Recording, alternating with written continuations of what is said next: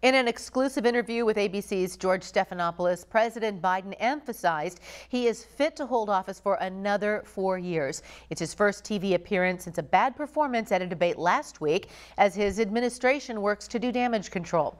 Here's M. Nguyen. Tonight, in an exclusive high-stakes interview, President Joe Biden sitting down with ABC's George Stephanopoulos. Let's start with the debate. You and your team have said you had a bad night. But your friend Nancy Pelosi actually framed the question that I think is on the minds of millions of Americans. Was this a bad episode or the sign of a more serious condition? It was a bad episode. No indication of any serious condition. I was exhausted. I didn't listen to my instincts in terms of preparing, and I had a bad night. You know, you say you were exhausted, and I know you've said that before as well, but you came, and you did have a tough month, but you came home from Europe about 11 or 12 days before the debate, spent 6 days in Camp David. Why wasn't that enough rest time, enough recovery time? Because I was sick. I was feeling terrible. Matter of fact, the docs with me, I asked them, they did a COVID test because they were trying to figure out what was wrong. They did a test to see whether or not I had some infection, a virus. I didn't. They just had a really bad cold. And did you ever watch the debate afterwards? I don't think I did, no. Well, what I want to get at is, what were you experiencing as you were going through the debate? Did you know how badly it was going? Yeah, look,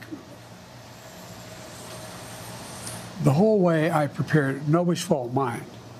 Nobody's fault but mine. I prepared what I usually would do, sitting down, as I did come back with foreign leaders or the National Security Council, for explicit detail.